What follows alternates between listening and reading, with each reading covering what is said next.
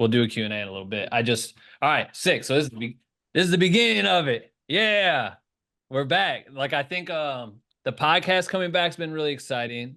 The community has been this like idle thing. And Roy, I'm gonna let you know about this. We started this community, like on Facebook forever ago, switched over, got this new platform, started it. When my dad got sick, everything, I basically tapped out on everything. And so it's been just kind of like idling. And so this is kind of the podcast coming back, so like the revamp of the community. And so doing these lives each week, like I thought it'd be cool because it's kind of like a book club for the podcast where we can like reflect on each episode each week. It'd be cool if the guest pops in, which is dope. If not, me and Dave just riff on stuff, or it's just like a way for the community to come and hang out with each other. So this is like the first version of that. And so I appreciate you for being able to come on here. And the way we've done them in the past, I don't know if anyone who's listened to the podcast for a long time knows of the morning roast. It's always a conversation Dave and I have where we like deep dive into creator topics, right? And that's always been it. So I figured this makes too much sense for us to like do these weekly things as a morning roast where Dave and I can just chop it up on the theme. But if the guest is so courteous with their time to join us, we can just hang out with someone like Rory and talk to him, and then open up the floor and do like a Q&A session where anyone in the community can hop in and ask questions. And we let the private community ask questions too. So I know some people who might not have joined drop some stuff in there, so we can get to that. But yeah, man. And if you're not in the community yet and you want to join, you should do that. Trixie, if you can drop a link for people to join, do it. I sent out emails and stuff. It's like $1 to join. We're going to try to do these every single week and have a lot of guests on there. I think a lot of the podcast guests have already said that they were down to hop on, which is dope. So it's going to be exciting. But yeah, so today, the one and only Rory Kramer. This is exciting. And Rory, have you ever met Dave? I feel like I needed to change my background because yours is all like cool and stuff. So I needed like a couple cameras and shit. Yeah, it's nice. I like that. Have you met Dave before? Have you guys met in real life? I'm not sure. I'm not sure, honestly. I don't think so. Yeah. So Dave's What's been up, my man? confidant. What's up? How you doing? He's been my right hand in everything we've been working on. We did all B's stuff together. We've collaborated in so many ways, and he's like the brains behind all of Black with No Cream and the podcast and everything. And he's an absolute savage. Brains behind Ben. He's the brains for everybody. But Dave's been if you guys gotta check out his stuff he's dropping right now, because he's been with J Balvin for Coachella this past weekend. He's going there again this weekend. But absolute machine. So meet Dave, meet Rory, which is always my favorite part of it, even though meet Rory's wall, Dave. But Dave, I guess while he's over there, how you been? You been good? How was Balvin shit?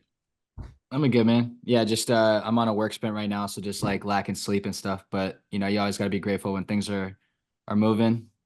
Just taking it easy, and then gonna head back out there this weekend and keep it moving. So that's been the MO lately. It's just you just in a scramble, you work, you sleep when you can, and then eventually things die down, and I just go back to my routine of trying to be healthy and sleep at the right times and stuff. But that's yeah. Actually, wait, did you guys meet when we did the episode? Didn't you? Were you there? Or Dave, was that the day you were gone? Oh yeah, I was there. Yeah, I was there. Yeah, you guys met in LA when we did that. Okay, for sure. Yeah, but I mean, I think it's fun fact. I was severely hungover that day. I don't drink anymore, so cheers. Something funny to laugh about. Yeah, honestly, doing a podcast hungover is probably the worst thing to do, honestly. And it was early. Yeah, like I feel like once I got there though, and like in the flow, like it was almost maybe better because I don't know. But on the way there, I was like in the car with Taylor from Canon, and like I was like, man, this is not good. And she was just like asking me all these questions, and I was like, oh, this is gonna be bad. And I get it. It all just once I got there, lights, honestly, camera, I think it was good. My point of view, I was like, all right, I feel like it's early. It's an added thing because you're already coming there for some other stuff, like to do this panel at Complex Con stuff. So I was like, all right. And I'm like, and he's been interviewed a million times. I'm like, I really want him to try to enjoy this interview and try and spice it up. And like at the beginning, I was also dead. At that point, we had just recorded like damn near, Rory was the last person to be recorded for this podcast season. The first one to come out, but the last one to be recorded. And we did all of that in like literally a week span. Like sometimes we were doing 2 or 3 interviews a day. So I was equally as I felt hungover, but to do it, then I was like, I couldn't tell. I was like, maybe he's tired or whatever. And then like right out the gate, we just start going ham. And I was like, bro, I just listened to the episode again while I was driving the other day. I was like, this is a fucking great podcast, man. Like, why this shit should never die? You know what I mean? Like, it stopped for a scary amount of time where I was like, this could be it. But no, I think that I didn't think the new season was ever gonna come out. You were like, yeah, we're getting ready to do it. And then it was like, yo, it's been like a year. When's this coming out? Like, can you send me the episode? I have no idea what I said. I know. It was tragic. I feel like it needed to come out at this time for many reasons, but I'm glad that it did, and I'm glad that we started with yours. So I think it set a precedent of like what the show is and telling good stories. And like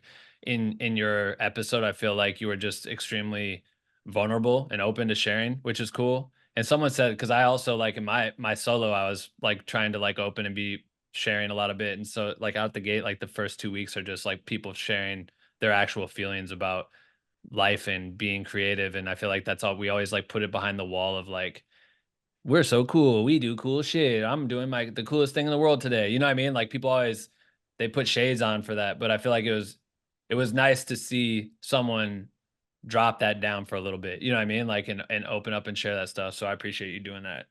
Oh yeah. We Sorry, were I'm not ignoring you. oh, I'm I just know, post your shit. no, I'm in case you're like, yo, what have you been up to today? I was getting all these photos I was taking this morning. I was just There you go. that's what we were talking about. Me and Dave were like, you know what, it would be since it has been that long, we're like, we should just like catch up. Like I'm curious on like, you know, where things have been at. Because the last time I got to see you in real life was we went to Miami, which was fun. Me and Oh yeah, Rory that was super awesome. run around there and at Art Basel, which was dope. But like what have you been up to? Like how do you feel like since the podcast and you've listened to it recently? What has happened since we like where we left off at? Because we'll do questions and people, if people do have questions about the podcast, we can get to it. But I'm curious, like, Well, to go off Miami and the podcast, it was cool because I got to bring my wife Amy, and you got to meet her. And when we watched the episode, she like felt like she had a better like just she knew you, she had met you. So I think she enjoyed one. She like has heard a lot of these stories that like of mine like many times, and some not like she was like, you've never told me that. But she enjoyed it a lot more because she got to meet you, and like she was like, oh my god, Ben is so funny, like this is hilarious. So one more but thing. let's see, since the podcast, well, I remember like on the podcast, like we filmed it what, like November of 2022. And then 2022. at the time, my wife was pregnant with our son, and like I had talked on the podcast, like how we were super excited. And then December 1st, she had an early pregnancy, gave birth to our son. Then he passed away shortly after. And then I'd asked you like, hey, like, can you just take that segment out? Because I didn't want, not that I didn't want to like talk about it, because like, yes, like at that time we were super excited about being pregnant, but what I didn't want to confuse people to watch the episode and not realize that it was so long ago, and then to think that we were expecting, because when we had our son and then he passed, like we had shared about it, and we learned that a lot of people just don't read captions, and saw a picture of me with my son, and like I got comments, I got text messages, calls, people being like, dude, congrats. And I'm like, Oh shit. read the fucking caption. And even when we were down in Miami for Art Basel, that was the 1 year anniversary of his birth and passing. So we'd shared again, like, you know, happy heavenly birthday. And like some people that were down there, we were sitting at the pool and they came over and they're like, yo, congrats on, you know, having your baby. And we're like, read the fucking caption. Yeah. And you gotta be like nice about it. It's just like, it sucks in the sense of like that we're in a world or just day and age now, like everybody just scrolls so fast and like doesn't read the captions. And like, but you know, then there are people that do read the captions, you know, and you appreciate that. But so back to where I was at. So yeah, like we went through that, and then 12 days later, my dad passed. So it was a very heavy season for me and my wife and just my family. And so I just took a lot of time to just like, really wasn't like seeking out work or trying to work. And luckily, like not much was happening during the winter. So I had like some time to myself to just kind of like um, do some mental work and be there for my wife, be there for my family, take care of myself. I got back into playing golf. I played in high school, but like I didn't really take it serious. And then I'd maybe play like once or twice a year or every other year, like at like a wedding. And so I booked a tee time, shot like mid 80s on 18, and I was like addicted and just started playing all the time. And I found like just being outside, one, having something to focus on besides what I was going through and not it being something work related. It just allowed me to get out there, have fun. And they say like golf's a mental game, and it really is. It allowed me to just like focus and to get outside of myself and have something that was positive in my life. And but I've also used the mentality of golf, like, and I've applied it to like my creating in the sense of like, golf, you could have a bad shot, just like you're out on a shoot, you could miss a shot, have a bad shot, like shots out of focus. You got to learn to let go of that and jump right back into it. And the next shot, be right back on it and start stacking those shots and consistency and getting, maybe like one hole, it's like you have a good drive, have good approach shot, have a good putt. And it's like, 3 in a row, just like when you're out on a shoot.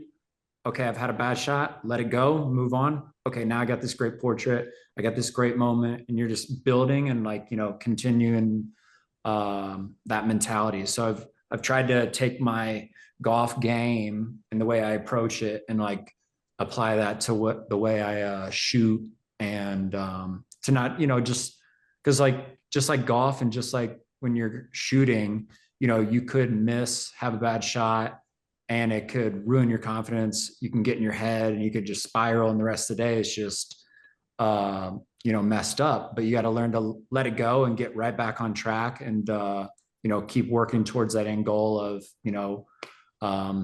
getting the best stuff that you can. Yeah, getting back on the horse. It's like, Yeah.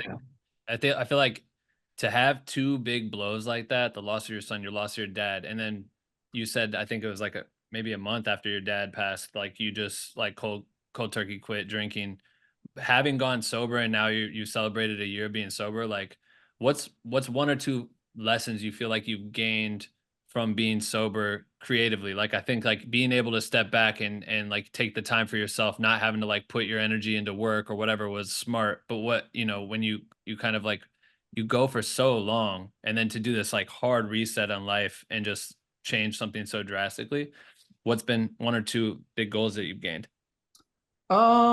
Just like just appreciation and like just definitely more present. I feel like I have a better sense of who I am as a person and just a place of confidence. Like when I like go into these shoots, because a lot of times, I mean, regardless of what I've done and what people think that I am, I still am a human being. And like, I, have a shoot and I still get nervous. Like and like back in the day, it would be like, cool, I'm gonna have a drink before the show, take the edge off, because, like it's a big night and a lot of anxiety. I still have those feelings. And so now like, I feel like that I've like removed that from my life. Like now I feel like, I have a better sense of just like going in there and like I'm coming from a place of my own confidence and not like, even if I am anxious about the shoot, like I'm not using something to like mask that to try to get into my creative headspace and flow. Like now I feel like, like this is what I'm called to do. This is what I'm, passionate about. It's what I'm good at. And yeah, just let those real emotions flow through me, whether it's, like super confident or whether, I'm anxious about the shoot, nervous. Yeah, just let those emotions like go through me. And yeah. I love that. Yeah, Roy, I definitely commend you. I feel like this type of perspective is something that I feel like more people talk about, and I'm super passionate about. It's just like the feeding into yourself, filling your own cup, focusing on your mental space and your headspace. Because I think what's crazy about our industry is just like you can do the biggest thing ever. You can have the biggest accomplishment of your entire life. You know, create all these amazing things, but that, you know, like you said, when people scroll so fast, like within a week or so, it's easy to just dip down into a low. You're so high at once, and then 2 weeks later, you're like, what have you done for me lately? Like, what's my next project? What's my next high? And I think like finding those outlets and those balances outside of creating that provides you peace and provides you happiness, whether it's golf or whether it's, I know you've been doing a lot of wildlife photography lately, and just trying to find passion and fun and doing things that aren't tied to clients or deadlines and all that stuff. Do you feel like wildlife photography has kind of provided you that, like finding passion again in photography that's not tied to business? Yeah, 100%. Oh yeah, there's some are you on Plants. my dude, go to my wildlife page. Trying to plug that, trying to grow it. I like that. Yeah, there we are. Look at that shit. It's Yeah, amazing. so I started an actual wildlife page, one, just because like I didn't want to like just that become my main feed. Like I'll still share it on my main feed, but like I wanted to I've been taking so many shots that I like didn't really have a place to share it. And I know that some people don't follow me for that, and that's totally fine. But I wanted to like have a place that I could share it regularly. And I've been trying to, so far since I started it, the goal is to like post one piece of content every day, just so I can just, if people like are into wildlife, cool, they can go follow that page. And but I got into it last September. My wife and I went up to my cousin's in Jackson Hole, and she lives like right by the Snake River. And she was like, yo, like in the morning, like take your coffee, walk out there to the Snake River. It's just a couple 100 yards. And be sure to look up. There's these pair of bald eagles that live there. And so I went up there and had my 70 to 200. And I was like, oh, this is so sick. And like to get, because they're so high up in this tree, to get like, as you got closer, now you're shooting at an up angle. And so like, but if I wanted more of like a eye line shot, I'd have to be further back, and the 200 only reached so far. And like the photos were great, but like it was like, oh man, like now I need one of those long lenses. And so so I got a 400. And so like that was like, that got me the itch to want to get into that. And just be living in Colorado, out in Denver, there's just like a ton of wildlife. And there's this spot like called Cherry Creek State Park, which is like 15-20 minutes from the house, which is like, everybody's like, yo, where are you getting these like wildlife shots? Are you like, everybody thinks that I'm like trekking like deep into like wilderness. And I'm like, dude, it's like, you can see the city skyline in the background. Like, you're like, I'm at the state zoo, bro. It's fucking, like, there's a school across the street. And, but yeah, so like this spot is like, just like right in the city, basically. It's this huge reservoir state park, and pretty much go there 90% of the time I'm shooting wildlife. And it's got like all kinds of, it's got like bald eagles, hawks. Today, osprey just finally started showing up. Yeah, like all different types of animals either live there or like migrate through there. So it's like super dope. And it's always, something's always active at the park, which is cool. But for the wildlife, it's like, it's one, like I started shooting it because like, it was just like when I first picked up a camera, like I didn't care like about other people seeing it. Like it was fun for me, like to be able to capture these animals. And what's fun about it, and what it's taught me a lot of patience, because one, you don't know when they're gonna fly out the tree. And you know, you can position yourself where you think, okay, this is like, they're over here, I think this is going to be the best shot. If they fly this way, they're going to come towards me, I can get a great shot. You wait for like an hour, and all of a sudden they fly the other way. So it's like, it teaches you to just like, you know, it's, everything's pretty much out of your control. You can position yourself into like the best possible outcome that you can think of, but you're like a hunter. What? You're like a hunter. Yeah, like a hunter for real. Hunter, yeah. Yeah. And so like a hunter. Like when you shoot with an artist or a person, you have the flexibility and the capability of like, hey, stand over here. Hey, look this way. Actually, like I'm gonna move over here, and you can, you know, curate your shot to get it exactly how you want it. And with wildlife, it's, made me appreciate just the act of shooting and the act of a moment presenting itself. Because you might, like what I was saying, you might be in this position where you think it's going to be the best possible outcome, and then it doesn't happen. And the bird or animal goes the other way. And it's like, okay. And it keeps you wanting to come back until you can get that shot. And you keep learning it through the way. Yeah. It's been fun. Through the progress. This morning, and it's like fun. This morning I had, we saw this red-tailed hawk, and I like positioned myself where I thought it was going to like fly. And I had a 400 on, where like when I got out of the car, I was like, oh, did I put the 7200 on? Because like if he flies like closer, like I want that wider perspectives.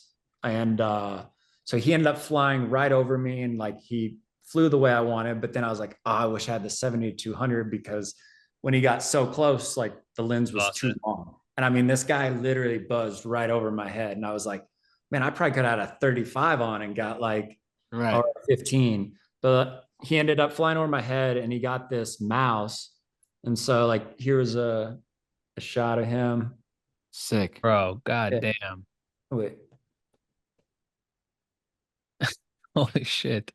Yeah. It's sick because it's like the way you're like you're building up the patience too. But what I think is dope is like this is therapy for you to take your time. This is like people doing meditation. This is people going to the gym, whatever. You're going out and just hitting wildlife and just posting up, and you're just thinking, and but what I think people don't realize is that you're literally like sharpening the tool by doing, like, this is a hobby to you, but you're like sharpening that tool, like, which is gonna transcend it. Because I think that's the thing, is like as we grow, like we've been doing this for a long time, I find myself picking up the camera less and less in between jobs. Like I notice like it's harder to bring it. Like I always try to like prioritize like bringing a dad cam with me just to document, or like a little point and shoot just to grab stills. But it's funny how it's like, oh, it's too, I don't want to pack up all my gear because it's like so much to bring around and all this stuff. But it's cool how you doing that is like truly sharpening the tools, so that when you are put in environments where it's like high pressure, high stakes, this and that, like you're completely on top of your shit. You know what I mean? No matter how far. Yeah, because like shooting wildlife, it's really helped me in the sense of like, whether it's a concert or working with Justin, because Justin's a lot like these animals. You never know when he's about to, boom, let's go do this, boom, let's go do that. And so like when these animals fly, it's all happens so quickly, and it teaches you to just, hone in, like breathe, slow down, and like slow down within that rapid moment. And like today, like when this hawk flew over and like got this mouse, I brought my friend Fred with me, and Fred doesn't shoot, just comes and just hangs and just like, just watches me do my thing and just watches the animals. And like after it like got the mouse and flew off, I was like, oh, these shots, like check this out. He was like, bro, like I've always like heard the term like, you got hawk eyes or like whatever. He goes, that thing was like, that mouse, that thing was like 100 yards away. How did he see that mouse in that tall grass? Like, he goes, that just like blew my mind to see it like spot this thing, one, just fly right over you. And then just, it wasn't like he chased it around. He landed on it, got it, took off to the tree and ate it. Like, he was like, That's what? crazy. That was wild. That's dope. Do you feel like now this is turning into something that you see yourself trying to like take into your professional career? I know like it being a hobby is something, but yeah, I think I would like to, I definitely want to, I've started selling some prints just like through direct messages, like people like letting people know like, hey, like if you want to print, just DM me. And I've probably sold like 5 or 6. And but I'd like to get it like a website set up to where people can go there and just order prints. I'd like to do like some galleries or little shows where like I have some prints, and people, I was supposed to do one next week with this charity, but I booked a real job and with a client, so like I have to postpone that. But That's for Yeah, but it's like just that. What? Like what? Like for that? Like me and Rory are going to New York for something. So when you go to New York, Oh, do you this is not that job. not I that have a job? job Word. before that. Well, even that, something like that. Like, do you see yourself like when you're starting to travel more, like even on tour and stuff? Now that this is becoming like you're aware of being able to hunt like that, like, do you see that being like your hobby that you're doing like while traveling around, like seeking that for personal? Yeah, like we're in my brother and I in January we drove up to Jackson Hole to go skiing at that same cousins that I stayed at. And on the way up there, like when even when I drove first and I was like driving, I'm like, yo, bald eagle. Oh my God. And like, we're about to have a wreck because I'm like glued to the window. And then when he drove, of course, I have like the R5 and the 400 in the front seat, just trying to like snipe birds from the car. And he's like, you look like, and it's the lens is so long that I can't like really turn because you're gonna hit the window. And Right. it was hilarious watching me try to do that. But like, yeah, like now, like when I'm driving, like I feel like be like, oh, there's a red-tailed hawk, and I just bought a pair of binoculars so I can like, because before I'd have to like look through my long lens, take a photo, and then like zoom in to see if anything was like across the lake. So I wanted to like get a pair of binoculars, and I went into like Bass Pro Shop, and I'm in there for like an hour, like testing all the different glass and hearing like what they recommend. And then they're like, yeah, check out that sign over there. And I was like, oh man, there's a red-tailed hawk. And the guy's like, seriously? And he's like, dang man, you like know your birds. And I'm like, no, I know like the big birds. I don't know like the yellow belly, this and that. Like I've like, since I've started doing it, like I've met like these like older guys. One guy's like 76, and he was like the first guy I met, and his name's David, and super nice guy. And he what was I gonna say about that? We'll do binoculars. But they know like every bird, and like I know like the bald eagle, the red-tailed hawk, like the great blue heron. I know like the main birds, these bigger birds, but they'll be like, oh yeah, that little North American whatchamacallit. And I'm just like, what? And I'm over there on Merlin Bird ID, like trying to like identify what the bird is. So I like sound That's like I know my stuff. But it was funny, like when I met some of these guys, like the first day, like like it was my first day like out doing wildlife, and I'm see people with a long lens. So I'm like, oh, what are you shooting? And they're like wildlife. And like, kind of like didn't really want to engage with me. And I was like, oh, what bird are you looking for? And they're like, oh, northern harrier. And I was like, oh, what's that? And like I'm like super excited because I don't know anything about this world, and like they're the pros. And so like I hung with them for like an hour, like at sunset, shooting this northern harrier. And one of the guys was like, oh, you like do you shoot a lot? I was like, yeah. I was like, I'm able to make a living off like photo video, but I go, wildlife, like I don't know much about it. I'm just today's first day really getting into it. And it's a new hobby. And they're like, oh, like, are you on Instagram? I was like, yeah. And they're like, what's your handle? I'll look you up when I get service. And I was like, oh, this is gonna be good. And so I give them my Instagram. And so the next day I'm out there, and like they're like, yo, Steve, did you meet Rory? This is my friend Rory, and his claim to fame shooting Justin Bieber. I'm like, okay, now I'm cool. I was like, Yeah. like, so, but it was funny. It was, it's cool to like meet these guys, and like one, like they're asking me for advice on like, cause they're just strictly photographers, but they want to start doing some video clips. So I'm able to, teach them about, the best way to approach video for this kind of thing. And they're giving me a lot of tips on how to just get closer to the birds, to, track these birds, and to anticipate where they might fly. So it's a cool community. It's so cool to like become a student again, and also be able to teach some of these guys that are pros at what they do about video. So it's been super, super cool, and it's been fun. Yeah, Roy, one thing I take away from all this is like, because even when because we're also business minded, and everything that we're naturally passionate about, your mind immediately kind of goes to like, oh, how could I take this to turn into a business? How could I elevate this? And I think there's beauty in just keeping something for the fun of doing it, right? Like I think about when I first started making videos, like I used to say like I would do this for free. Like I'm doing this because I would do it for free. But then now that I'm a professional, I only do it when I'm getting paid. You know what I mean? Like I literally only pick up my camera when I'm getting hired, and I never make anything for fun. And I think about your lake life videos, like when you were back in the day, like you just made those because you're so passionate about it, right? And then we get so wrapped up in the business that now, you know, your camera and your time is worth money, and that's the only way you'll do it. But, you know, finding the passion and love for just picking up a camera and doing it only for fun, not because you need to become the best wildlife photographer, you need to get hired, or you need to do, you know, sell prints and all that stuff. It's just finding that passion again and then feeding that back into the work you do for your business too, I think is really cool, you know? Yeah. Like you want to say hey to Ben? What's up, Amy? Hi. And you're gonna also say hi to like 30 some odd group of people. That's my wife, Amy. Oh, now my dog Fear is barking. She wants in on the action. Some food.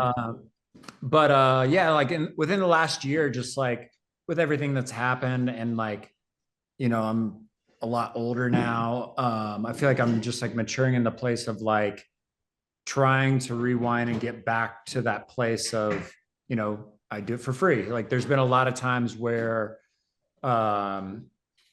some friends that are like either like musicians, DJs, whatever, like I'd be like, yo, like coming into Denver, like you want to get dinner, you want to come to the show? And I'm like, yo, can I bring my camera? And they're like, sure. And like, I'm like, yo, like you don't have to pay me. Like, I just want to like, just come do my thing. You know, like if I feel like shooting for like 10 minutes, like there's no pressure like that I have to shoot the whole show. Right. And like my friends rolled through Lost Kings, and I was just like, yo, like, this lighting in the green room is sick. Can I take some portraits of you guys? And then now they're like Spotify header and like profile pictures, and they're like, yo, like this bro, is it.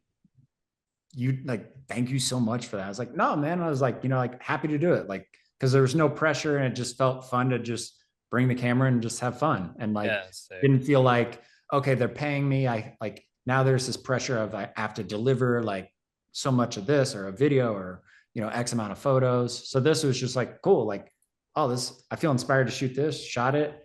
And then it turned out to be like, you know, obviously like it would have been dope. Like if I was getting paid to like go do something like that, because like I achieved what they probably would have been hiring me to do. But it was cool to just like be able to like use my gift to my friends, and like, you know, they're smaller artists, and give them something that could help, you know, their brand and whatnot. And well, what goes around comes around, bro. Because you know what I mean, they're small now, but wait till, you know what I mean, they're top tier. And like my wife's friend and her fiance were out here, and we went to Red Rocks to like hike, and I brought my camera, and like I asked them, I was like, yo, can you guys sit over there? Because like I was like, oh, I just felt like shooting a couple, and I shot them for like 5-10 minutes. And then like we got home, I edited some photos and like sent her a Dropbox link of like 30-50 photos. And she was like, oh my gosh, like, and like turns out they used them for all their save the dates. And she was like, we didn't even ask you to do this. I was like, no, it's like, that's like my gift. I want to like, you know.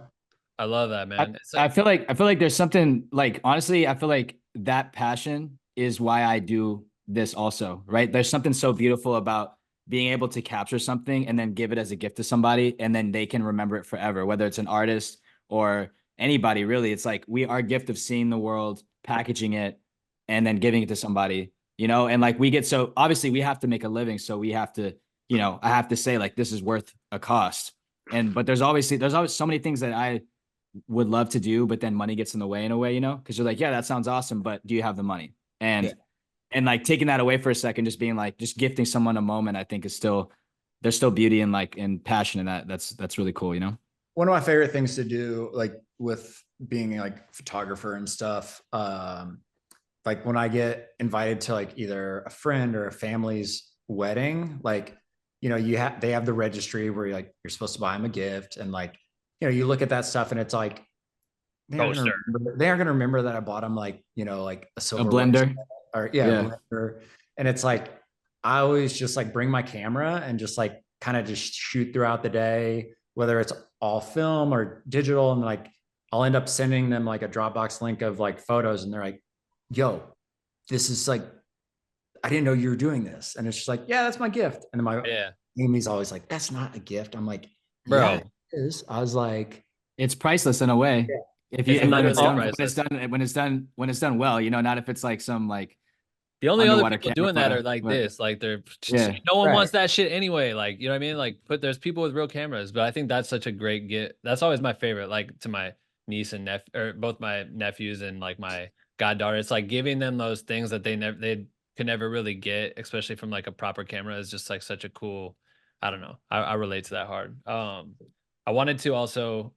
Okay, so I also want to switch because I want the community to be able to ask you questions too, and I'm trying to figure out how the most sane way to do this. my call later got postponed. So if you want to You got go, some more minutes?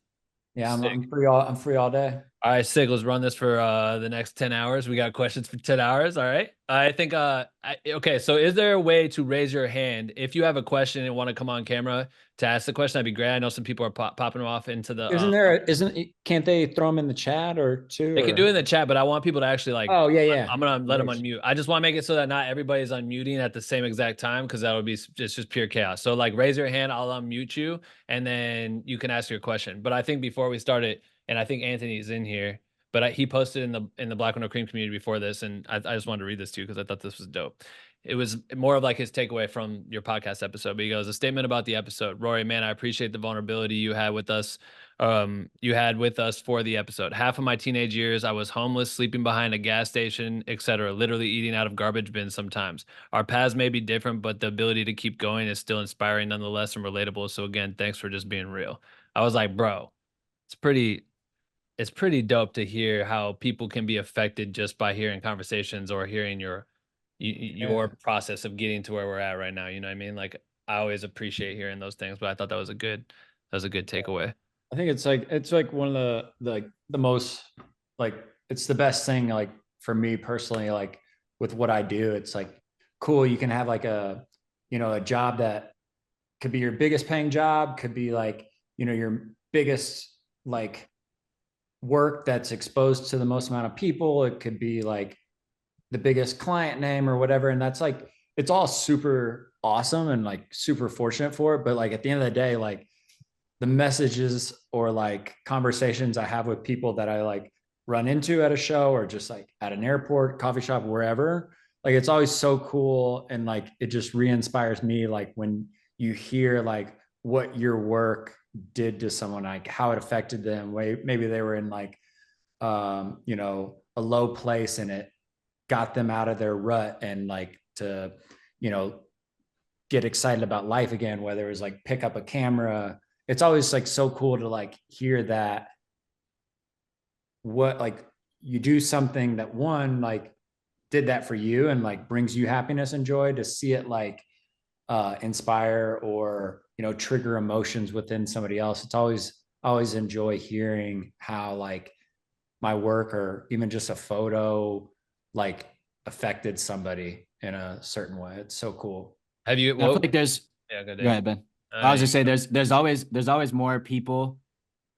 Honestly, this goes for everybody, not even just Roy or people with a ton of followers, but like there's always more people that admire you and your work or what you do than you actually realize. And I think there's so many people that watch us and everybody like that watch you and think something that you do is cool or something that you do affects them, but they don't say it because they're just scrolling. But to be able to hear that and get some of that back reminds you like, okay, there is a reason why I'm doing this, and like, even if something you do makes one person super jacked and inspires one person, like that's huge. And honestly, Roy, to give you your flowers for sure, like even for me, like you definitely were one of the ones. Like I had just graduated college when you were starting to pop off, and just seeing your stuff like literally made me realize it was you and Ben shortly after, funny enough, that made me realize that like touring and doing this type of thing could be a real career. And like, if those people weren't there, like, would I be doing what I'm doing now? So I think that's just to give you your flowers and also just echo that. It's beautiful.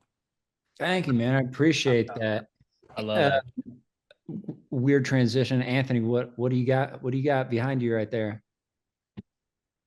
Wait, where's Anthony? Hold on, wait. Did I? Unmute, Anthony.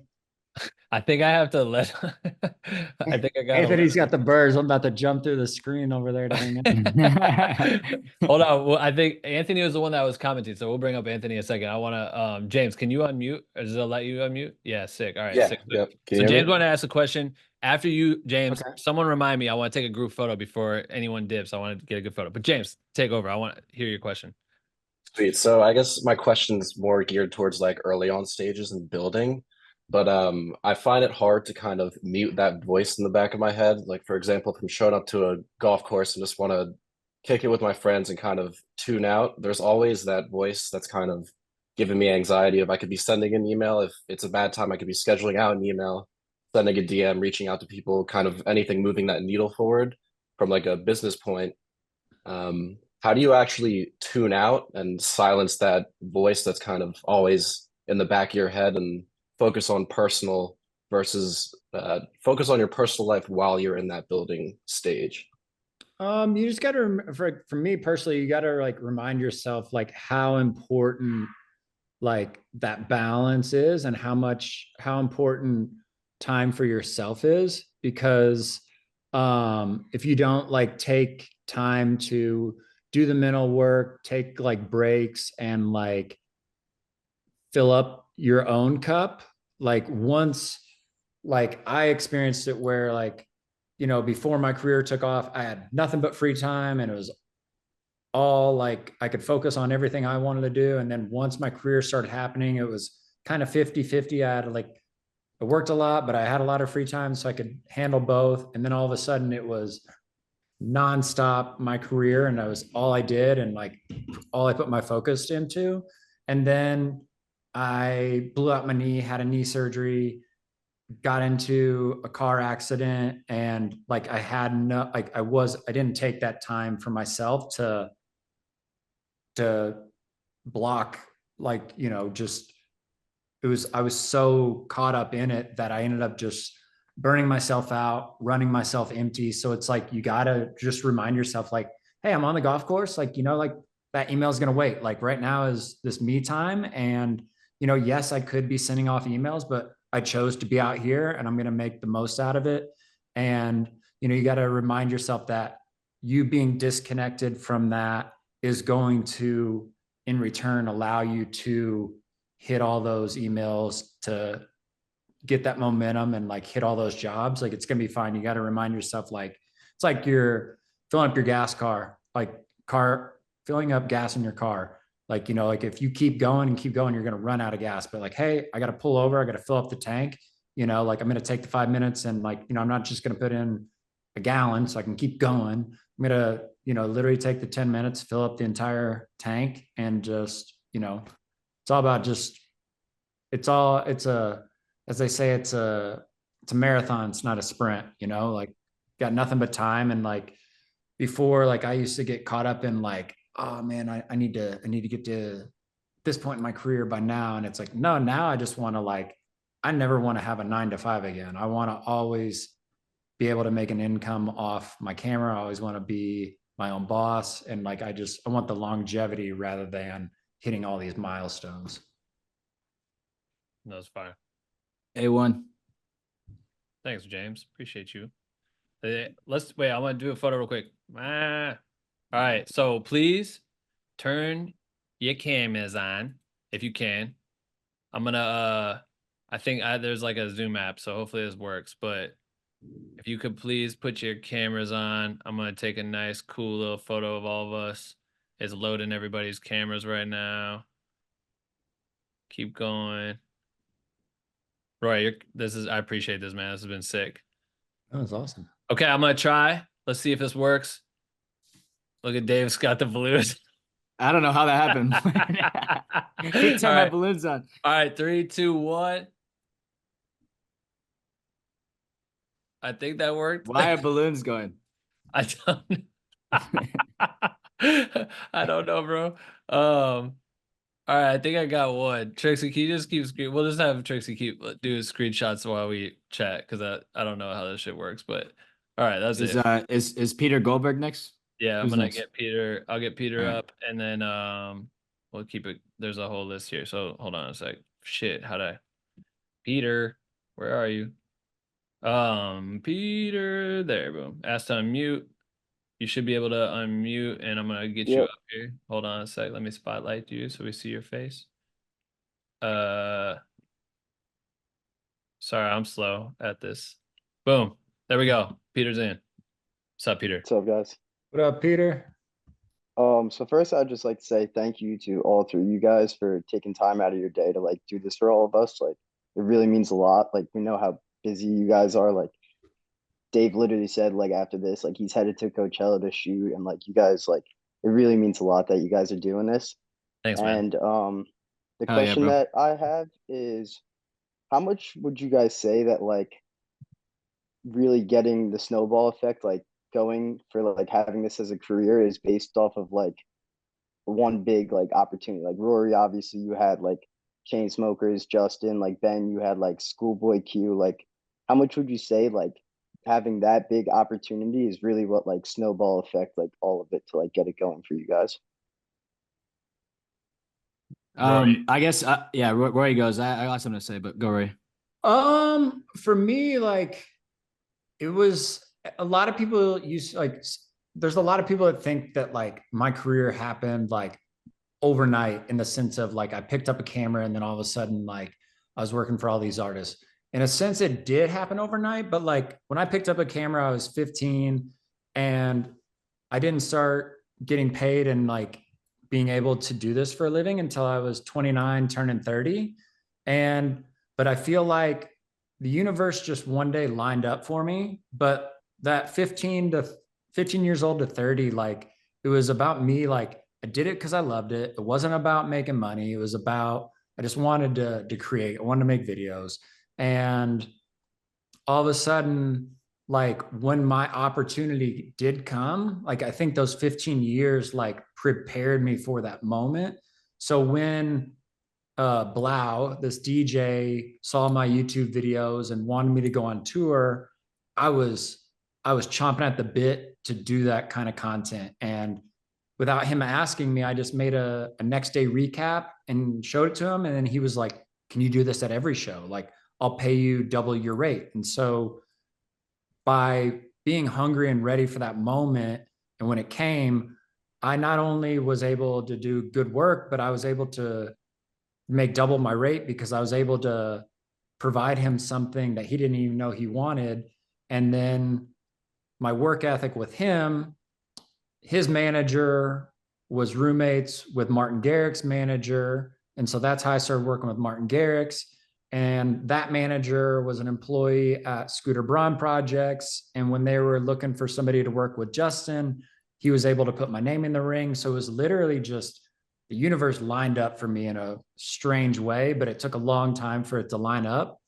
And so, yeah, it's all about just doing your time. And like, you know, if you truly love making videos, you know, you can have a full-time job and in your free time, you know, make content and, you know, find jobs and shoot and still love it. But, you know, it's, I don't know where I'm going with that, but yeah. That's a good point, bro. Peter, one thing to add, I feel like is just a mindset shift of thinking about it as like one big moment and start appreciating all the little steps, right? Because what seems like one big break, what you don't realize is that every single little step you took before that big break all leads you to that point, right? So every single job you take, every opportunity you take, every practice you do is slowly preparing you and inching you forward to the one day you only like, you can't connect the dots looking forward. You only can connect the dots looking backwards, right? So it's only later that Rory can say, "Oh, well, yeah, it was this roommate. Like I did this that got me noticed here, that got me noticed here, that ended me up here," right? But people from the outside think it's like, "Oh, he had one meeting and there it was." But all those videos you make, all the projects you do are all preparing you and leading you up. And if you look at it and value it like that, then you can more confidently and more patiently just take the next step in your career. Every time you're just trying to make your next project a little bit better than your last one. You're trying to prove to yourself that you're capable. You're trying to increase your skills. You're trying to make more relationships, and all of those things start really snowballing, like you said, and adding up to a big break that was the sum of like 100 things, you know? And so if that mentality, I think, is huge, because the big break comes as a tipping of the water of a bunch of different really small actions, you know? I mean, mic drop. Like I need to say nothing. That's it. But I do, bro. That was a great question. I appreciate all the nice things you said, man. I don't know if Thank you, that thank you. hopefully that answers it. That Oh yeah, no, it 100% does. I appreciate it. hell yeah. It's No, like and I miss the days before, like, I mean, I'm like, obviously wouldn't change it. Like, I love what I get, like what I do, but like there's times like I even have like going back to the lake used to always be like my thing. And now it's like when I go back, like I know if I like I can't fly under the radar with my camera like I used to. Now I feel like if I go somewhere with my camera, like people are always going to be kind of watching, and like I don't know, there's expectations or something. yeah, Like there's expectations where it's like, damn, like this has like I have to crush this moment. Like if I'm bringing my camera, like and it's like now it's all eyes on me. Like when I have like roll up with a camera, and before it was just like, oh, there's Roy with his camera. Like right. Yeah. It's now like it's like a different level of pressure to yeah, just perform, and when you just want to be able to like shoot a shitty shot and be okay with it versus like or now like I'll go back and like I don't even want to like I just want to go and just enjoy the lake and like not even shoot anything and just like just be present and hang with friends, family, and like, hey, you're gonna be making a new video, hey, and it's like you feel this like weird pressure and you're pulled different directions, and so I miss that a lot because like now I feel like there's these expectations of you and you almost don't even get a chance to be yourself in certain situations. well, Or and you gotta be thinking like how you who were talking earlier. It's like I just want to shoot in the green room just to like be a homie. But now it's like, oh, technically everything's supposed to be a deal, and I should have probably got paid for that because they're using this. You know what I mean? And it's yeah, weird how that changed. Before you could give a fuck. Like it just you do what you do, whatever the result is. It's cool if you get 5 people to see it. Sick. You know what I mean? Like I don't know. It's an interesting. It's definitely an interesting perspective of it. Grant is up next. What's up, Grant?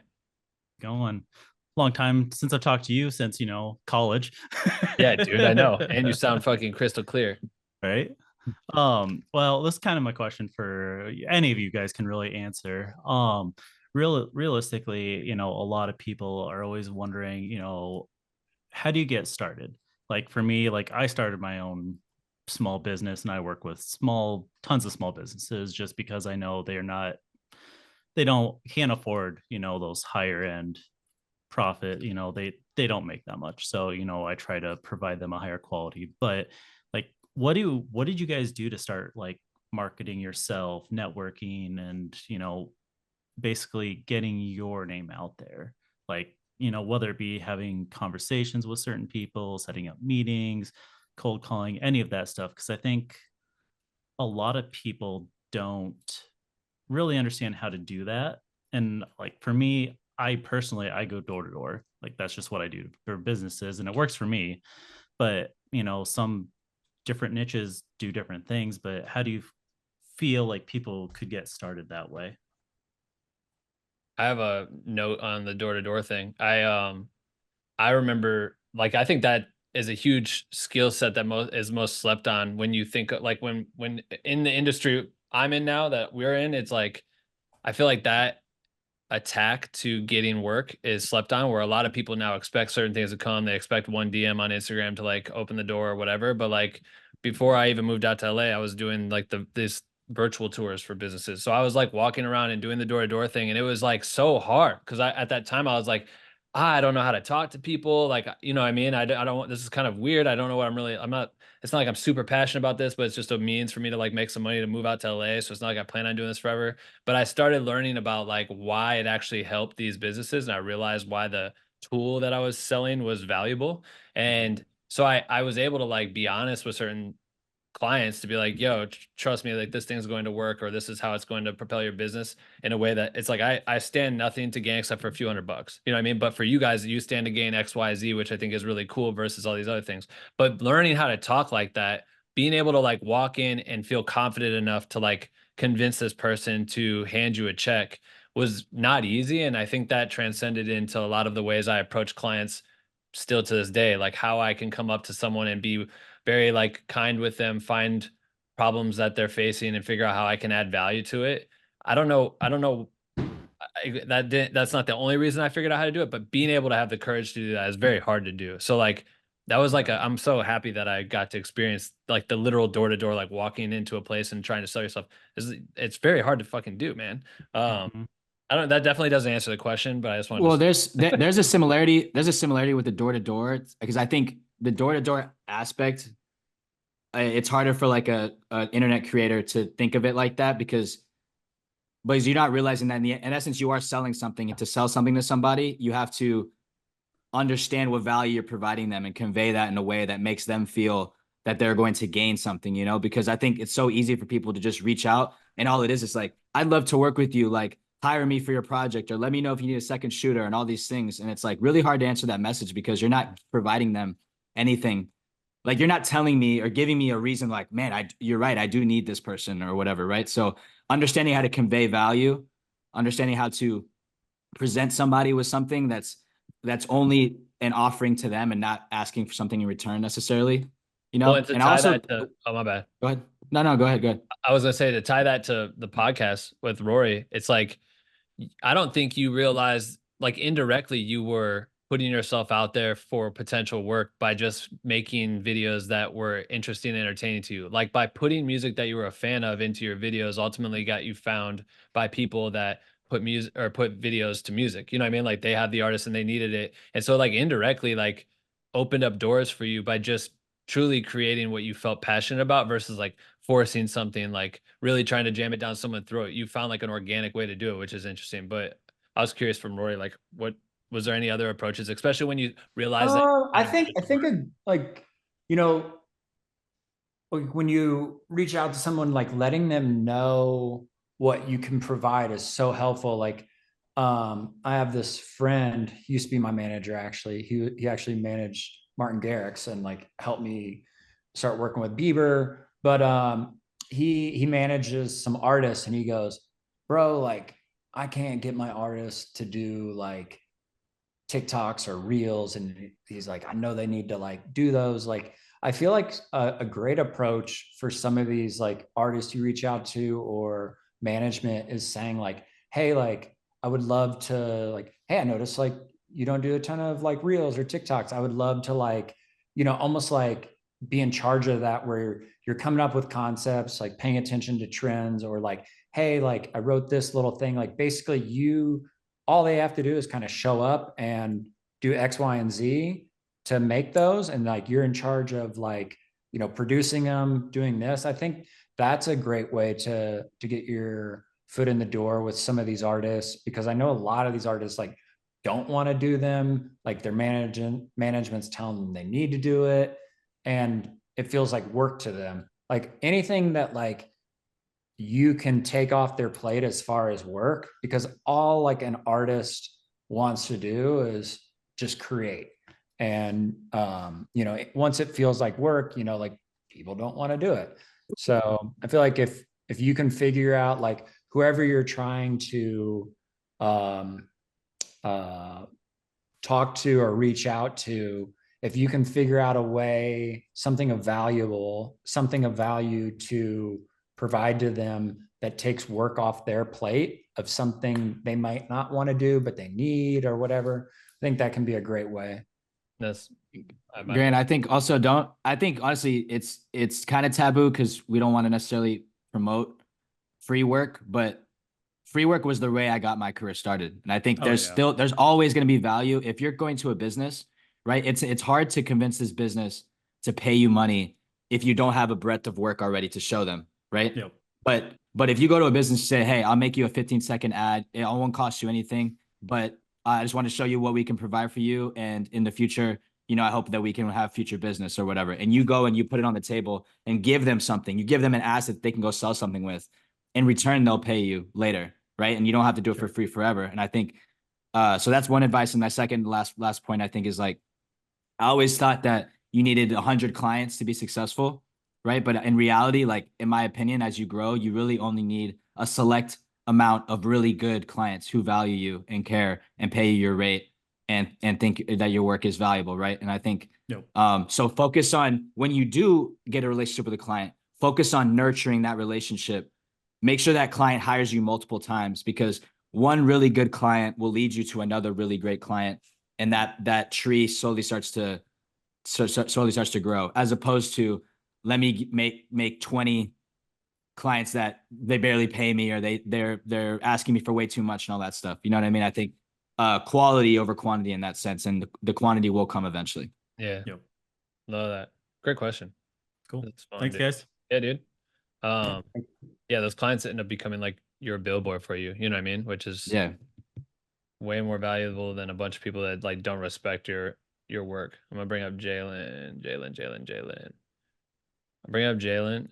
Dave, I need to take over because I've been chugging coffee and I got to go to the bathroom. Was I saying it right, Jalen? Yep, that's there we go. Cool. Sorry, be right back. What's up, Jalen? How's it going? Appreciate you guys for allowing us on this call. Of course. I hope you enjoyed Raleigh. I know you were here. I'm from Raleigh. I'm for Dreamville. Oh, what's up? Were you there? I wasn't. I was actually in Arizona shooting with USA Basketball. So hell yeah, congrats on that. That's dope. But yeah, we had a great time. It was that was awesome. That was my first time there. So yeah, that's what's up. Definitely a different crowd. Yeah, no, for sure. But I appreciated it, Yeah, for sure. But the question I had is kind of pertaining back to the first question I think someone asked, as far as like taking a break for yourself and giving yourself a time to, reboot that creativity. But I think I'm fine at doing that. But my question is like, how do you explain that to clients where they're like, because I feel like they don't understand where it's still a creative process and that sometimes you just need a break. Especially I feel like at the point where I'm at is I'm trying to not be so friendly with my clients, where it's like I want it to just be a business relationship, because I'll get texts at 8, 9, 10 o'clock at night where it's like, okay, I'm done for the day. But I feel like because of that friend relationship we may have started out on, it kind of, it messes up that barrier. So I think that my question really is just how do you explain to clients, that this is how you're going to do business, and explain to them that sometimes you need a rest and to like make better content for them later on. Roy, you got it? What you think? I definitely think like having like boundaries in those conversations, and like, like being able to separate friendship and professional is important. And also like, having deadlines. Let's say it's a project, like, hey, if I'm going to get you the video by Friday, like, you let them know, like, like it's going to be done on that time. You're going to get X, Y, and Z. But, between there, like I work in, in mornings, and like I like to sleep in the afternoons. Like, so I think about making sure you have like, like deadlines set. That way, like they know like they're going to have their content or whatever provided by that date, rather than like, oh, we just shot it, like, and you don't have a deadline. They're going to be like, they're going to want it ASAP, and like, they're excited about it. But having, boundaries and like those conversations, like, is important. Just like what you're saying, like, like you resting is gonna, provide better results and stuff. Gotcha. Yeah, Jalen, I think the expectation things is huge, right? Just if you want it to be more of a business relationship, communicate as a business, right? So if they text you at 8 p.m., you don't answer. The next morning you say, hey, sorry, just to let you know, and for future reference, my business hours are from 10 a.m. to 5 p.m. If you contact me after that, I'll just respond to you the next day. I hope you understand. And it's like, you set a tone there, right? When you have a client, if you need it, one thing I do with my expectations is if I know that I need time and maybe I need a day off to deliver a video, like build that into your expectation and let them know a deadline that includes that time for you, right? But they don't have to know that you're going to go take 2 days off, right? You just tell them, hey, this video is five days of delivery. And in there, that you can get it done in 2 and 3 of those days you're going to take off. It's just about setting the expectation and communicating yourself so that you have the boundaries that you want, I think. I appreciate that. What's the little man fighting back there? I'm sorry. This is my nephew. He's He's having a blast. exactly. Hopefully, if it's okay if I ask one more question, I just want to ask Ben, why Canon over any? I know you're ambassador and all that, because I'm a Canon shooter on the video side, and I feel like everyone's shifting towards Sony, especially for video. I just wanted to get your input on that. I started out Canon, then Okay. I shifted. I was like hybrid Canon Sony, like 2016 era, and I felt like Canon was catching up on the video side. Sony was crushing every company, and then Canon just has been like implementing it. But to be honest, I was just getting really sick of the color profiles from my Sony with photography, and I was like wanting me to go switch back over on my personal kit, and I just started building the relationship. I mean, I've always loved that brand, but I just felt like they were making a good push. And on the cinema side, their cameras, I mean, especially on the docu side, those cameras just crush. Like the Renaissance whole movie for Beyonce that we shot was like 70% of that's like I don't know, I don't want to quote how much percentage there was. There's quite a bit of footage in there of Dave and I, and it was all on Canon, and it looks unbelievable, especially on big screen. So Yeah, I loved it. It was great. Y'all yeah, did the quality is when are we just getting it? yeah, the quality is just crazy. So that's why I've been passionate about it. And to be honest, I'm so glad I made the choice to like revert back, because like the gear and what I've been able to capture on it is amazing, but them as a company has been really cool. And they're the reasons why the podcast is back in the way that it is. And everyone's like, yo, this just feels elevated. And we're able to get people like Rory just through their relationships and stuff. Like me and Rory have always been parallel to each other, but we've never crossed paths, but just like Canon's tied in with them. So it's cool that we can develop what we are and that they care about the creator community in this way, where they're going to support Black Widow Cream to kind of flourish, which is dope. So that's why I'm Canon. Yeah, All you right. know. Subo man. Say hey, Kai. Dude, He's double strapped. he is double strapped, dude. He's just in the matrix right now. Just living the best life. Those are great questions. I appreciate you. Yeah. I see we got Fog again in here. Daniel, what's up? Is he in here? Yeah. He popped in. He's Daniel, gonna be on the podcast, right? Yep, he's got his episode coming up. Rojas, Yeah. where you at? For those of you that don't know who Daniel is, Fog again on Instagram. He shoots with Blink 182, an amazing creator. I followed his work for a long time, and then I met him at a Blink show, and then got to work with him. And he's big inspiration, super talented. One of the things I loved about him was saw his work with Blink 182, and then he went to Australia with them, and I felt like he went there and it almost seemed like all his photos were completely different from the tour he had just did with them.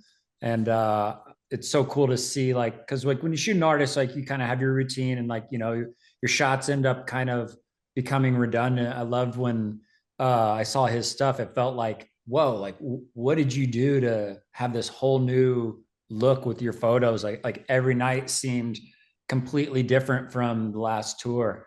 Like, was there any advice, like as far as like reinventing yourself and finding a new perspective like that? Is he in let's see if he comments. I know Daniel, he was here last week when we were talking about the system, and I know he's down. He's gonna do a stream with us, which would be dope. I think you're gonna love his story too, Roy, because I'm sure you haven't, like, just going through it. It's fun to hear how he came up through like the print era and shit, like, and just working for skate magazines and stuff. Like it's a really cool. He says oh shit, let me unmute him real quick. All right, let's bring up Daniel real quick. Where are you, my boy? Turn your camera on. There he is. Boom, got him. Can you unmute? No. Come back. And then I also want to go, who had the picture of the eagle or whatever you saw in the background? I want to bring them up too. Was it Anthony? Mm-hmm. Maybe I gotta ask, now can you unmute? Try to unmute. Still no? The hell? Is that better? Boom, bow. Oh wow, look at that. Look at you with the control. The control. That's how I got it. To answer Rory's question, I think I feel like if you don't change it up, it gets boring. Like, I don't think any of us got into doing this work to do the same thing over and over again. I think it's a part of the joy of capturing stuff is to like also challenge yourself to do it differently. And then when you're touring, especially, and I know that Rory knows this, I know you know this too, like shit gets real redundant real fast. So it's a matter of just figuring out how do you make something different for yourself? How do you challenge yourself to do something a little bit just left of how you did it last time? Um, and for me, I like the challenge of working within the constraints of a stage with pyro and cryo, because like there is only so much you can do, and there's only so many places you can go, but those boundaries I think are part of the challenge. You know what I mean? But yeah, and to speak to Rory, man, again, I watched the episode twice, heard the episode in the car the other day too. It's just really inspirational to hear Rory talk about his work and how he came about.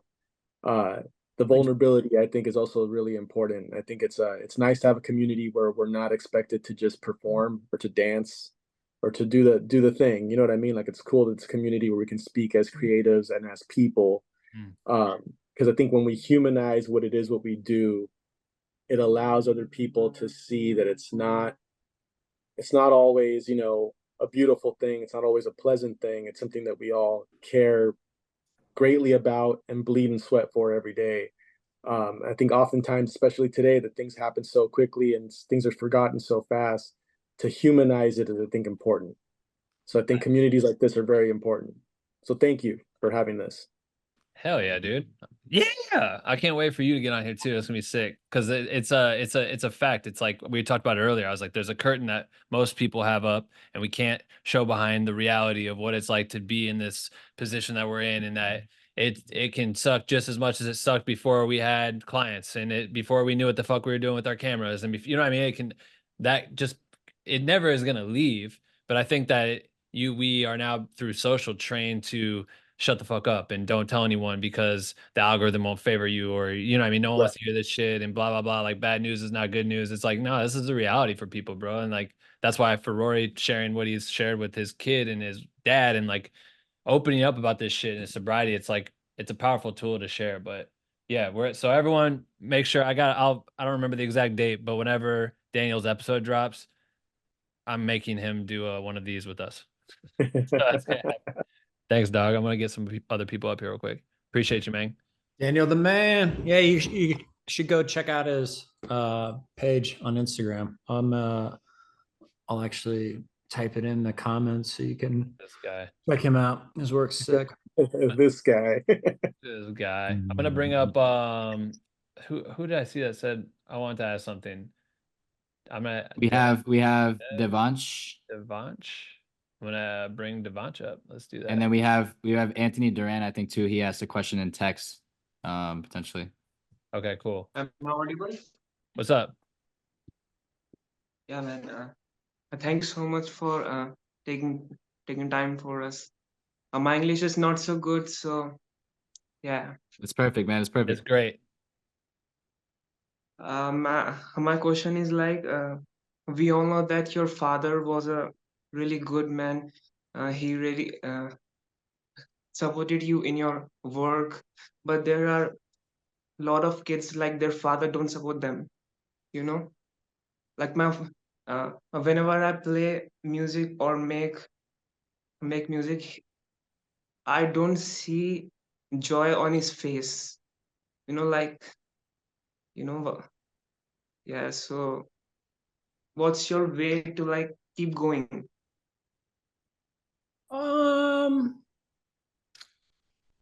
I think for like, I can kind of relate to that in the sense of like, when I was in high school, I wanted to move to California and to be in a band. And my dad actually didn't support that. He was like, no, you need to go to college. And it wasn't that he didn't like support me. It was just that I grew up in a time that probably me moving to California and being a band probably wouldn't work out. You don't know, but like back then it was like if you went to college and you got a degree, you made more money in the workforce. And so I think it's just that, you know, that he doesn't, it's not that he doesn't support you. It's just, he wants what's best for you. And, you know, they might not always not know what's best. I think you have to have that conversation and explain to him like what you do provides you happiness, and that's more important than maybe what he envisions for you. And you said you perform music, or I actually want to be a musician. be a musician? I make music. I make Yeah, I music think. in laptop. What kind of music do you make? Pop and something, you know. So I think maybe Popular like songs. having like finding I do covers on Instagram too. I think finding out like what kind of music he's into, and like like learning about what he appreciates in music, and having conversations where you can connect on music, and maybe even writing some music that Yeah. I think he might like, and maybe you might not like it, but learn to have an appreciation of what he loves about music, and to maybe try to have him like, have joy on his face when you make it, and be like, wow, like my son's creating something that like he made this for me. Like, maybe like take a different approach to it, rather than like, if you want to be a musician, like create. Like for me, like I used to just create for myself, and like because I had this end goal, and now like I create because this moment, I know it's going to provide happiness to this person, and to be able to create for them, then in return, seeing them have that joy on their face because I created this little moment just for them, regardless that, not everybody in the world might not, enjoy that moment or might not relate to it. But since they enjoyed that moment and I created it for them, it made me happy and it put joy on my face. So I think like maybe try, like having conversations with him about, what he loves about music, some of his favorite artists, and, try to create something for him to see, what he thinks about it, I really appreciate that. Yeah, of course. It's a great actually question. really wanted to talk to you for like 3-4 years after seeing you in the documentary of Justin Bieber. It's like a dream come true. I still can't believe like I'm talking to you. Well, you are, man. I That's what it's appreciate about. that. Yeah, thanks for supporting my work for so long. And, I'm glad to be able to hear your questions and give you some advice. And when you come down from this high right now, check out the comments because people are trying to support you too with the music stuff. So read those right now, because that's what this community is all about. But we appreciate you asking the question, man. This is fun, dude. I think yeah, Lassie said, yo, send me a message on Instagram. Let's make your father proud. I got you. That's dope. Yeah, okay, cool. So I'm trying to see if there was anyone else I missed that had a question. Feel free to chirp in the chat, but this has been going really well. Who is it that you said had some photo in the background that you wanted to pull up on the thing? Did that someone have a question? Was No, that Anthony had a bird that he was playing with. okay? Hold up. We're bringing Anthony up. Where's your bird, bro? I'm gonna unmute you. Hold on, wait. Where's Anthony in this thing? He's oh, Anthony's who put the nice ass Yeah, he has a real bird. That is white albino. Yeah, come on. Drop that game on us. Ventura. Drop us that game. You can unmute Anthony if you want. What's your bird? All right. Can you hear me? Yes. Yep. This is Barry White. He actually came to me from the wild. He probably from like a wedding release or something and some of that bullshit. But yeah, he flew in my patio one day, didn't want to leave, and he's a gangster, man. He has his own Damn. Epic. He works with me. He has his own Instagram. It's called Pigeon Barry White. Pigeon Barry White. That's epic. That's hilarious. Yo, you posted about you do VFX, right? Is that you were asking? I think you were saying the question was he had a good question. Yeah. I'm just a VFX generalist, and I had actually asked if it's at all possible if I can help you at all, Roy, on anything. You don't even have to pay me. Like I would just love the opportunity to do something with you. Oh, okay. You Yeah, like I'll have to connect with you. I'm gonna start following Barry White, and then Right. that way I Yeah. have you. I'll put it in the chat here. Sick, man. Dope. Yeah, I think also, Roy, what we could do is I gotta get you a account too, so you can get in the community. That way you can like hop in the app or whatever. But he put his stuff in there too. That way you guys can connect. Shout out Okay, to you, Bird. There was a couple other questions. I'm trying to see. thanks, Anthony. I'm gonna see. Let's just try this. Dom, I don't know how to say your handle, but you asked a question for you and for Canon Kodak, whoever Canon Kodak was. You guys ask questions privately, but can I bring you up here or not? Oh no, you can't. All right, cool. Let's just read this question. What's up, guys? Ben, can you read my question, please? As a concert videographer, I would like to know how could I network with other videographers? Instagram is not working for me since people I contact usually don't check socials. Also, artists are not tagging creators, so I have no idea how to figure out who did the work for them. Tragic, huh? Roy, you got an answer for them? Read it again. Sorry, I was.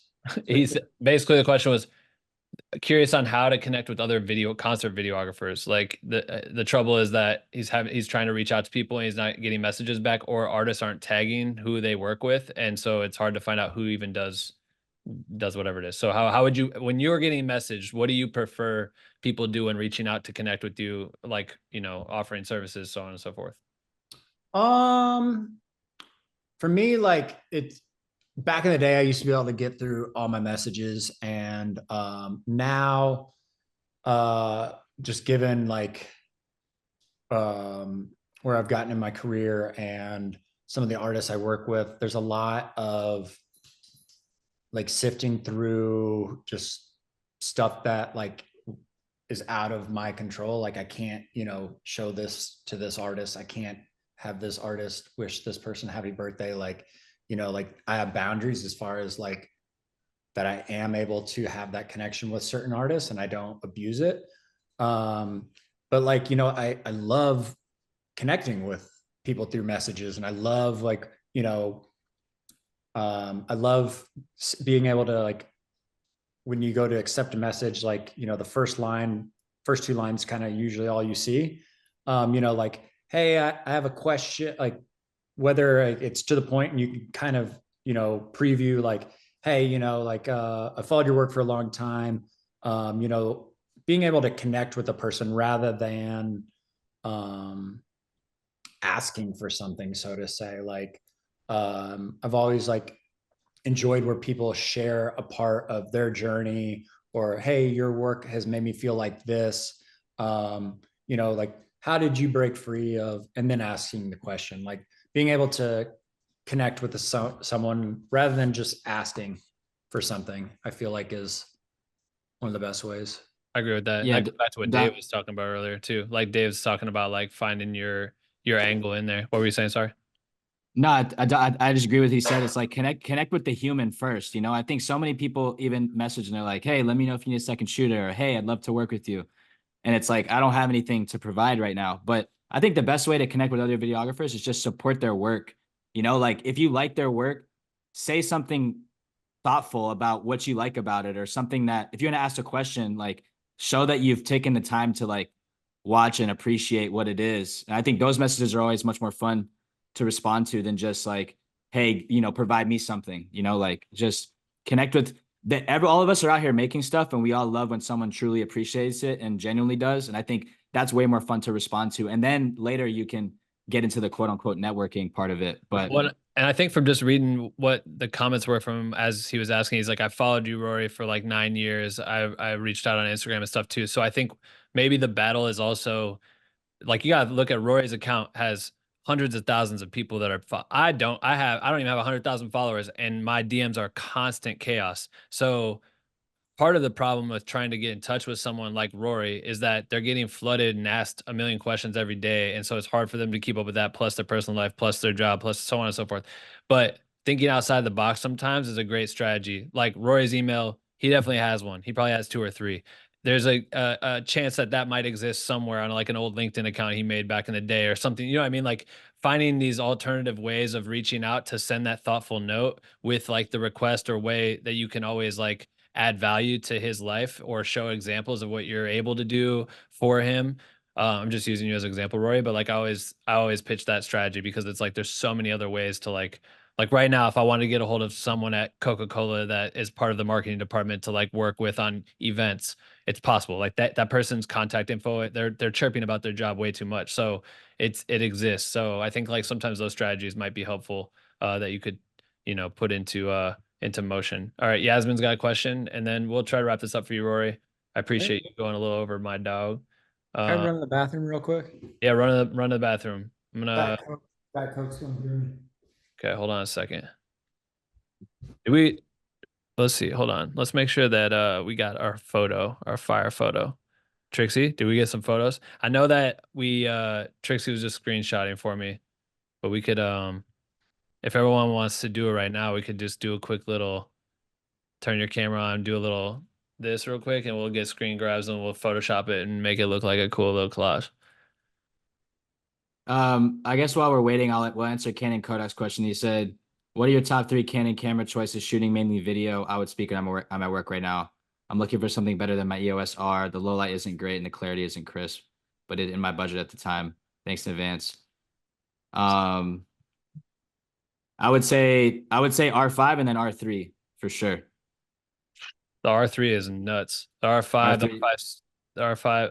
Okay, hold on. R5, R5C, and R3. One of those 3. Yeah, those cameras go dummy. How the hell do I take my spotlight off? All right, hold on a second. Boom. Now we have like, all right, Trixie, let's do a photo. We'll add Rory's in afterwards. Everyone do a little post up. I'm gonna screen grab too. I think when you put the peace sign, that's when the balloons come up. Yeah, is that so what happens? if we get a lot of balloons, that's gonna be nice. All right, peace. 3, 2. The fucking balloons, bro. Oh, and Joe's in here too. All right, hold on, real quick while we wait. Let's bring Joe up for a second. A veteran of the podcast. Hold on. Spotlight for everyone. I'm gonna bring Joe up. I gotta make it so you can unmute. Where did you just go? Dude, this is kind of hard. I think next time I just need to make it so like everyone can just unmute, but we just don't do that. You just got to get in the muscle memory process. Dude, like it's hard. Yeah, but I gotta look. I just want to say hi to you. How are you, doggy? Hey guys. Hey Ben. Okay. This was super cool. I've been in here for like the past 30 minutes. I came on kind of the back end, but oh really? Yeah, it's really, really awesome seeing everyone and Rory, you coming on. Well, awesome. now I'm botching this. Now I don't know where you guys are. I gotta hold on a sec. I see Dave as the forefront, which is still a good sight. Wait, now Joe's still glass There. Am I on here? People say I'm face for radio, so maybe it's better that Dave was spotlighted. Damn it. You looking pretty snazzy, my boy. Thank you. You guys met. You guys know each other, right? Yeah. Yeah. Once or twice. I think last time I saw you was at David's wedding in Hawaii a couple years back. Damn, there you go. Man, I'm glad you came on here. I would love to. And I also said that like the goal right now is like trying to get community activated again and doing more streams and doing shit like this. And we've done it before on the podcast stuff, but I feel like it'd be sick to bring you on and do like a deep dive on a topic or something specific if you're down. Now I'm using the public platform to like force you into doing what I say. But no, that's the beauty. Ben, you're the best. I have anything.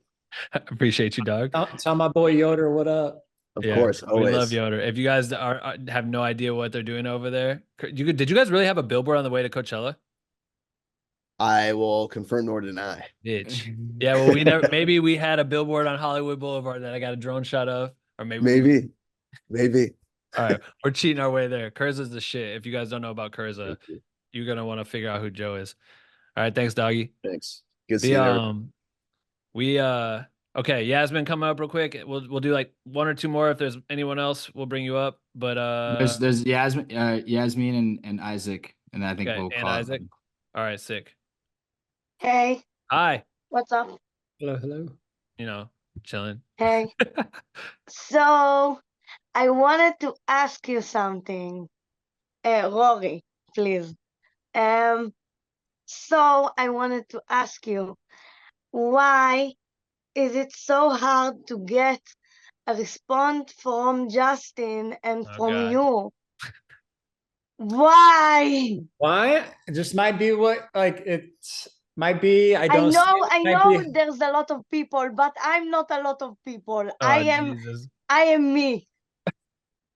I know. Might be what you're asking. I don't know. Like I don't run Justin's Instagram. I know he does that. I don't know if he checks his messages. You don't know if he does that? I'm gonna do this for you. I'm gonna explain it to you. There is a I don't. He probably doesn't check them because I don't communicate with him through DMs. You don't? No, I message with him on my phone. I for 30 more knew it. seconds. Yo, there's so many people on the planet, you can't expect it. But you got to talk to Rory right now. So what's one thing you want to tell Rory besides tell Justin to check his messages? You should check your messages, Rory. You're done. You're done. I do. You gave it a chance. You should check your message. I fuck with that. Oh my God. Oh shit. All right, That was funny. Isaac, and then we'll call it. Isaac. Okay, Isaac. And then let's see. I'm gonna mute you, bring you up, and boom. What's up, Isaac? Guys, how are you? Doing really well. Incredible to be with Rory. I saw his first video of Greece with Justin, Dave, of course, on the rune, and you. That stare shot of Beychella was like mind blowing. A fan of a lot of the artists you guys work with. My question is, I moved in New York in 2017, and I've been going to free concerts and photographing, of course, artists from Harry Styles to be. I traveled to London. I think you don't remember, Ben, but I kind of like. Yeah. No, you look familiar, man. It's hard to remember all this shit, but yeah. So what is the best way to like reach out to artists with the work I have that I didn't got granted a press credential, but of course the work is very highlighted, like it's good work. It's not a fan taking a camera and just taking a pic. It's very good work. Like how do you guys could share that work to different artists? Because I've been trying for the past few months, like reaching to small bands, to the big bands. I have in different occasions, I have photographed the same band. Like for instance, the Jonas Brothers, I photographed them like 5 times and I haven't received an answer from them. Of course, the fact of rejection is big, but how do you put your work, a very solid piece of work that you've been working through the years out there in a way of like you could get reach out by these people? I think it's all about just like, sharing the content and like, hopefully that fan base engages with those. I'm pretty sure that I got to shoot Travis Scott one night, and I'm pretty sure that he posted my photo without seeing mine, or because the way that it was cropped, I think he must have screenshot someone else's post of my own work. So I think it's about just sharing it out there and, having like, because these artist fans, like Yasmin, they love these artists. Like if you post something that they connect with, they're going to reshare it. And then that's going to, cause this snowball effect that fan base is seeing it.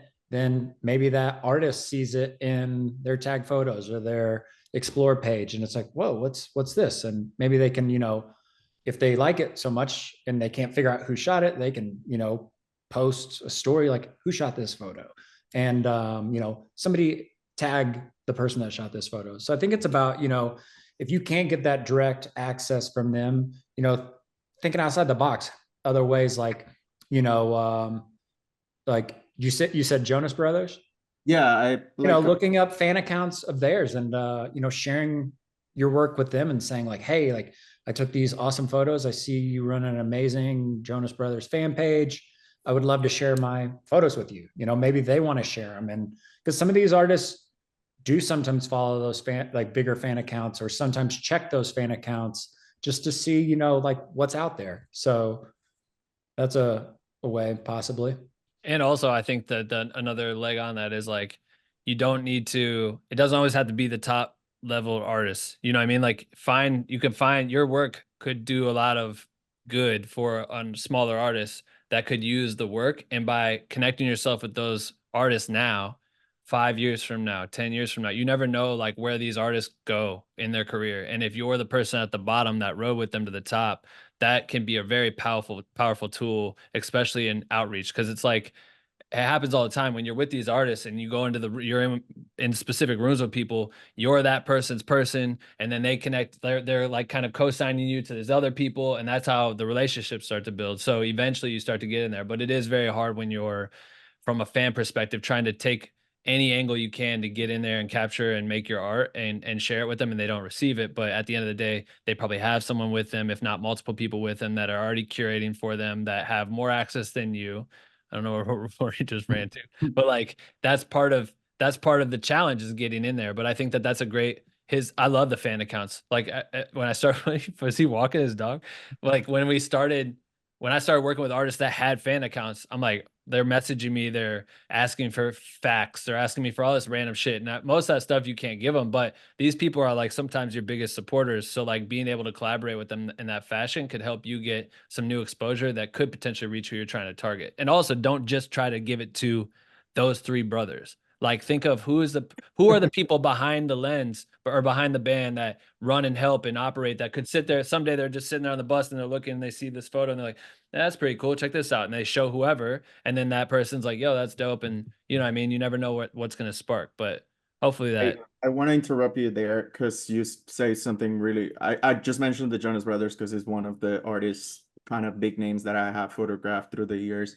But what I feel that when I send my portfolio to these artists, a small artists that in the future they could grow, or I see potential to grow, I noticed that because of how I have big names. I mean, I was never granted access to photograph B, but I have an amazing photo of Beyonce, which is like this photo in my portfolio. And when I feel that every time I send them, even is Beyonce, Harry Styles, Demi Lovato, Dua Lipa, Rosalia, J Balvin, I feel that a small artist seeing my work is like, how much is this guy is going to charge me? Like, I'm not going to hire you because just lead with that. Just lead with it. Just lead with like, hey, I'm not trying to either lead with that and say, you know, like I'm like let them know like you're willing to work within their budget, or maybe make several portfolios. Make a portfolio that no artist is bigger than the artist you're trying to reach out to.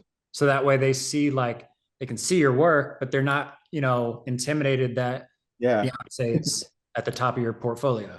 Yeah, that's good though. But you're on the right track. I feel like so much. Yeah, thank you for coming up, man. I think man, this has been a solid hour and 40 minutes. Shout out to Roy for that. I appreciate you for being the first person to pop on here. I know Trixie shared your wildlife account. Obviously, everyone follow your regular Instagram, follow the wildlife account. What else? Is there anything else you want to plug besides, if you haven't listened to the podcast episode, you absolutely need to go run that back one more time, 2 more times, 3 more times. Check out the episode. And join the community if you haven't joined Black Window Cream, because clearly this is the fucking shit. And we're gonna do these every single week. So that's all I need to say to co-sign. Dave could probably like pitch the community a little bit better than I do, but it's the fucking shit is as good as it's gonna get from me. Do it. We'll link to that in the comments. Roy, is there anything else you want to leave people with? No, I appreciate you guys like, you know, coming to hang out. I enjoyed all the questions. I love being able to connect with people. It's one of the reasons I enjoy doing it, getting to, you know, bring happiness to people. And so yeah, I appreciate you taking the time to listen to us. And, you know, the reason we're able to have jobs like we have is because people like you support us by, you know, following the content and following our pages, liking and supporting what we do. So, you know, I appreciate all you guys and hope you guys have an awesome weekend and get into something fun and inspiring. And yeah. Yeah, dude. No, thank you, man. I think that like, if you really zoom out on this, like I always think of it, it's like young me to be in this random Zoom with the dude that's behind Bieber, behind all the artists you've worked with, to like in the career that you've had, like it always gets me jacked to think of that as a possibility. And there's like 40 of us that are all in here and everyone's got this opportunity to ask you a question. And like, that's like when we talk about Black Window Cream, that's the power of this fucking thing. Is like we all have access to someone like you, or I'm thankful to be able to have access to someone like you to get you to come on here and chirp it with my friends here, you know. And so I appreciate you for doing that. And yeah, we're gonna start doing these each week. So or new episode on the podcast drops this Sunday. Check that out, and then we'll do a stream probably towards the end of the weekend, or towards the weekend. But thanks again, Roy. Appreciate you. Thanks, Dave, for sitting here doing this with me. What else? Am I forgetting anything? Here come the balloons. Here comes the fucking balloons for the finale. All right. Thank you guys. And I know some people said they came in late. There will be a recording. We'll put it up in the community later so you can watch that back. But all right. Again, thank you, Roy. Appreciate you, dog. Thank you. See you guys. Very white. Later, bro. Very white. All right. Peace. See you guys. Thanks.